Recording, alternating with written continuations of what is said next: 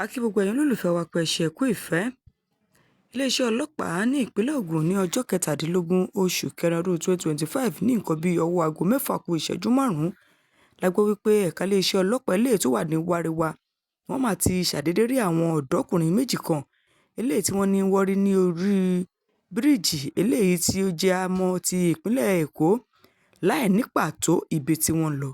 Gẹ́gẹ́ bí wọ́n ṣe fìdí ọ̀rọ̀ náà léde, wọ́n ní àwọn ọlọ́pàá tó wà lójúfò láti ṣe àwọn iṣẹ́ òòjọ́ wọn láti dáàbò bo ìlú àti dúkìá tó ń ti ẹ̀mí aráàlú ni wọ́n wà lójú iṣẹ́ ní ọjọ́ 17 oṣù kẹrin ọdún 2025 tá a wà nínú rẹ̀ yìí.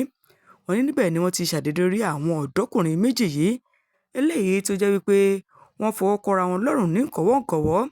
Wọ́n ní nínú iṣẹ́ ìwádìí eléyìí tí àwọn ọlọ́pàá yìí ṣe ni wọ́n ti dá wọn dúró bèrè ọ̀rọ̀ lọ́wọ́ wọn láti mọ kí ló fà á gan, bo ni wọ́n ti ń bọ̀, níbo ni wọ́n dé dúró, níbo ni wọ́n ń lọ. Wọ́n porúkọ ìkan lára wọn eléyìí tí wọ́n porúkọ rẹ̀ ní Awon Abdulrazak eléyìí tó jẹ́ ọkùnrin ọmọ ọdún 15 èyí tó ga níwọ̀n ẹsẹ̀ bàtà 5'6" ìyẹn 5.6 feet. Bákan náà Aliu Abdulrasheed tó tún jẹ́ ọkùnrin bákan náà ọmọ ọdún 15 lélẹ́yìí náà. Wọ́n lóun ga ní ìwọ̀n ẹsẹ̀ bàtà 5. Àwọn ọmọdé méjì yìí la gbọ́ wípé wọ́n ní wọ́n dúdú gẹ́gẹ́ bí iléeṣẹ́ ọlọ́pàá eléyìí tó wà ní Wàríwá bí wọ́n ṣe fìdí ìròyìn yìí múlẹ̀. Wọ́n ní ṣe rí àwọn ọmọ wọ̀nyí ló jẹ́ wípé wọ́n dúdú dáadáa. Wọ́n ní wọ́n fi ẹsẹ̀ rìn nínú ìfọ̀rọ̀wérọ̀ eléyìí tí iléeṣẹ́ ọlọ́pàá ìyẹn tó wà ní Wàríwá ṣe fún ọkùnrin méjì tí a mọ̀ sí Awon Abdulrazak àti Aliu Abdulrazak yìí eléyìí tí wọ́n jẹ́ ọmọ ọdún 15 yìí la gbọ́ wípé wọ́n ní ẹsẹ̀ làwọn fi ń rìn o lọ sí Olóje ní Ìlọrin eléyìí tó jẹ́ ti ìpínlẹ̀ Kwara.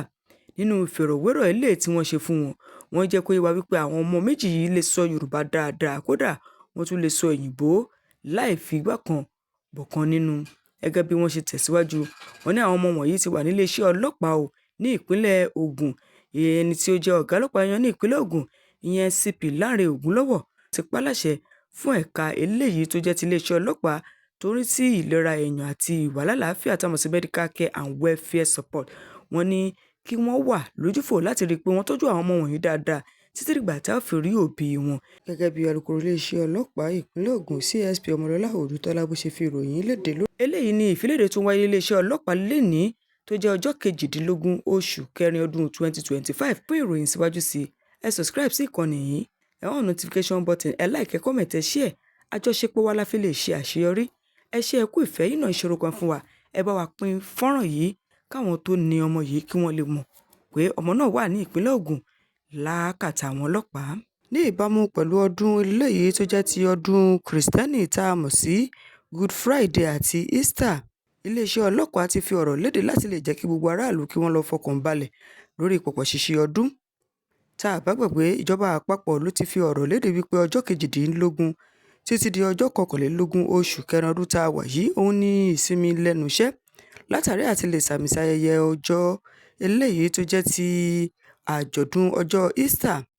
Gẹ́gẹ́ bí wọ́n ṣe tẹ̀síwájú ìròyìn, iléeṣẹ́ ọlọ́pàá ní ìpínlẹ̀ Ogun ó ti wá fi dá gbogbo ọmọ ìpínlẹ̀ Ogun lójú wípé mímì kan kò ní mì wọ́n tàbí dúkìá wọn.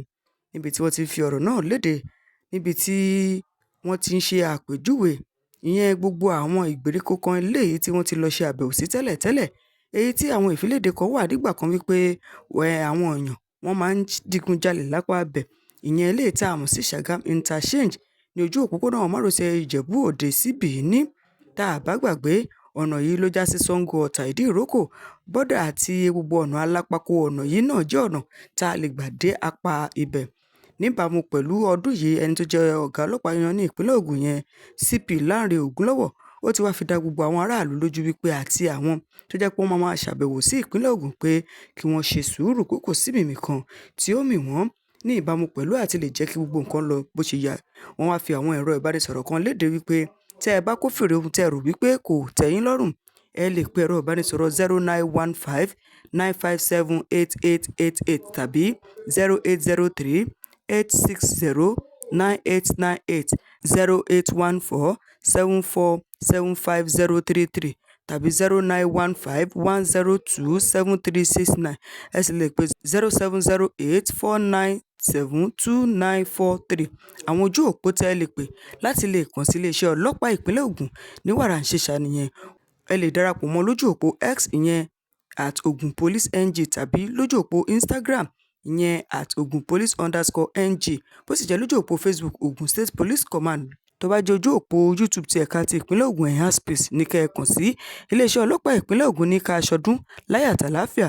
Alukoro iléeṣẹ́ ọlọ́pàá ní ìpínlẹ̀ Ògùn CSP Ọmọlọ́lá Ọdúntọ́lá òun ló ti ń fi ọ̀rọ̀ yìí léde fún iléeṣẹ́ ọlọ́pàá ìpínlẹ̀ Ògùn ìyẹn ní Eléwé-ọ̀nà. Wọ́n ní ká ẹ jẹ́ ká ṣe ọdún jẹ́jẹ́ o, ọdún ayọ̀ la ó ṣe.